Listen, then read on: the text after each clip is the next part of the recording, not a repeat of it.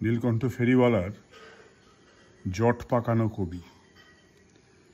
সেদিন আমার রাগ হয়েছে, গরম খুবই মাথা, ফেলছি ছুঁড়ে যা পাচ্ছি তাই পদ্য লেখার খাতা। পদ্য বলে যা জানি সব জট পাকানো ছবি, ও সব লিখেই আজকে আমি বিরাট বড় কবি। যাই বলো, খুব রাগ হয়েছে, কারণটা নেই মনে। বসে আছি ঘাপটি মেরে এই ঘরে এক কোণে, ভাবছি মনে অনেক কথা, কি বা হতে পারে। এমনটা রাগ হয় না তো আর বছর কয়েক ধরে।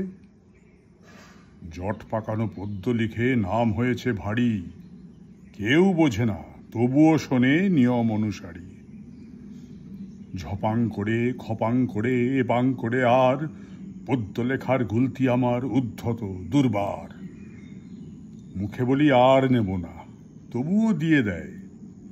পুরস্কারের বন্যা কত স্তাবক চাটে পায়। সেদিন আমার রাগ হয়েছে, কাগজ টেনে নিয়ে রাগগুলো সব বশ করেছি পদ্য লিখে দিয়ে।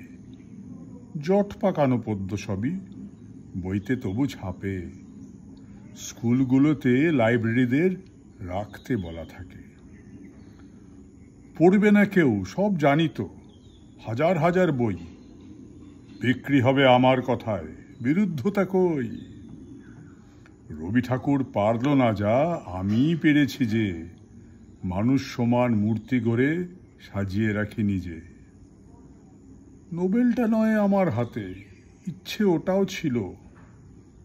জট পাকানো পদ্য এমন কে আর পারে বলো। ছবি আঁকি, পদ্য লিখি, গান করি, কতই আরো গুঞ্জে আমার বলতে শরম করি। তবু বলি, মঞ্চ যখন আমার কথায় চলে, শ্রোতাও কত জোগাড় করি ছলবল কৌশলে। লজ্জা বলে নেই তো কিছু, ওসব আবার কি। সহ্য করো হে বাঙালি, পদ্য লিখেছি।